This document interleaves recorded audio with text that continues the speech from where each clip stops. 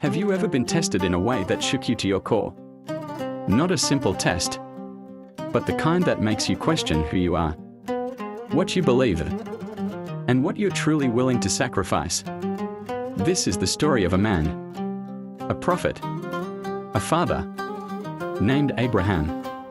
He is honored by billions across the globe, Jews, Christians, Muslims, as the patriarch of faith.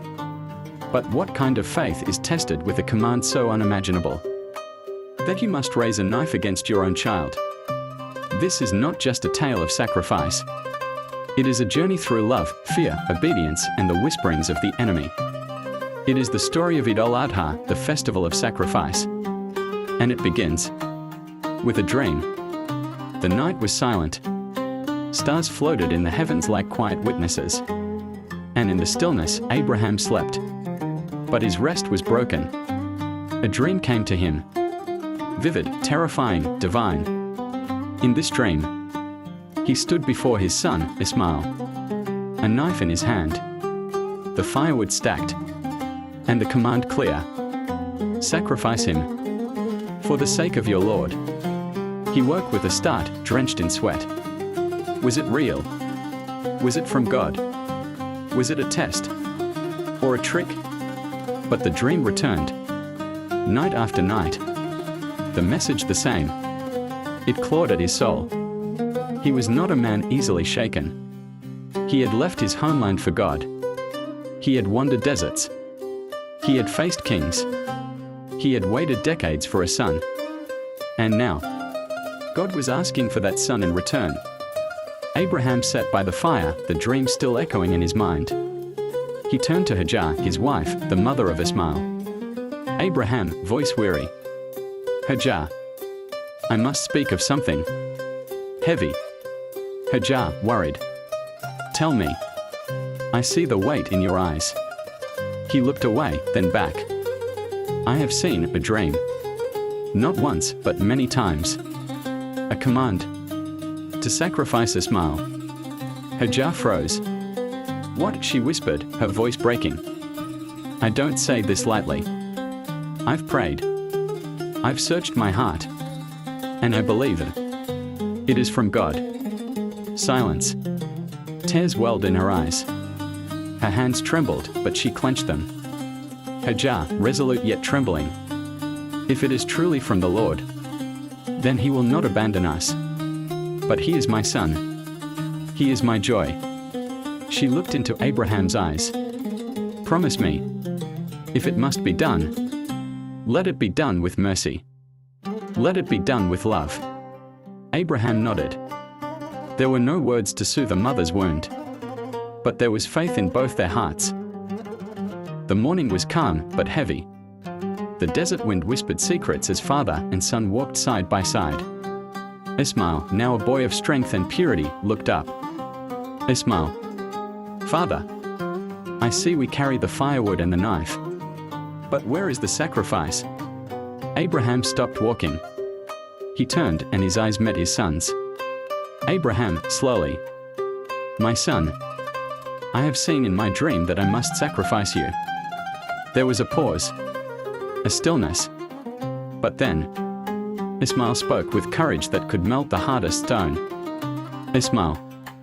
Father, do as you are commanded. You will find me, God willing, among the patient. No panic. No begging. Just faith. Raw, pure faith. And so they walked on.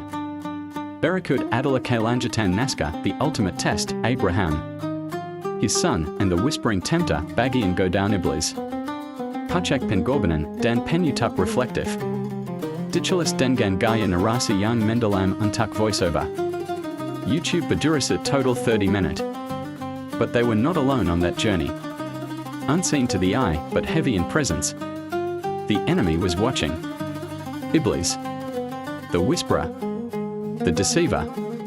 The one who fell from grace and vowed to turn hearts against their Lord. And now, he slithered toward the weakest link he could find. First, he approached Hajar. Iblis, sly and cunning. Hajar, do you know what your husband is about to do? He will kill your only son. Your joy. Your light. Stop him. But Hajar stood firm, tears in her eyes, but her heart anchored in faith. Hajar, voice shaking, "If God commanded it, then he will bring mercy. Begone, tempter." And Iblis was driven away. Next, he approached Abraham. Iblis, more subtle. "Abraham, is this truly from God? Or is it your own madness? Why would a loving God ask this? Think." Abraham clenched his jaw. Abraham, boldly, "I know my Lord. His wisdom is beyond me. You are not welcome here." He cast stones at Iblis 3 times, driving him away. Finally, Iblis turned to the boy. Young, innocent. Surely he would fear death. Iblis, whispering like smoke, "Ismail, your father has lost his mind. Run. Escape. This is not love, it is cruelty." But Ismail smiled. "Ismail, you are the liar my father warned me about. I do not fear what comes from my Lord." And with each rejection, Iblis shrieked and fled. Defeated. The mountain stood silent. The firewood lay stacked. The knife sharpened. Abraham looked at his son. His hands trembled. His heart thundered. He blindfolded himself, not out of fear, but so his hand would not be swayed by the sight of his beloved son. He laid Ismail down and raised the blade. Time seemed to stop. Then, a voice from the heavens. "O Abraham, you have fulfilled the vision." Abraham tore off the blindfold. Ismail was unharmed, untouched. And beside them, a ram stood, a divine replacement, a gift from God.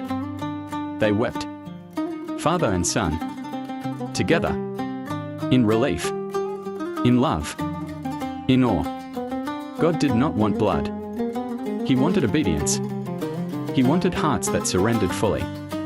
This is the legacy we remember every year at Eid al-Adha. Not just the act, but the meaning behind it. True sacrifice is not about death. It's about giving up what we love most. Our pride, our ego, our attachments, our false sense of control. It's about trusting that even when the road looks terrifying, there is mercy at the end of obedience. Abraham taught us that faith is not soft. It is not easy. It demands courage. It demands surrender. And Ismail, he taught us that even youth can possess strength deeper than the ocean, when rooted in trust. So today, when you hear the story of Eid al-Adha, don't just think of animals being sacrificed. Think of the whisper that tempts you every day to give in to fear, pride, and doubt. Think of the voice that reminds you every day that love of God sometimes asks for things we don't understand, but always, always leads to something greater. What are you holding on to that you need to lay on the altar? Let this story not just be a legend.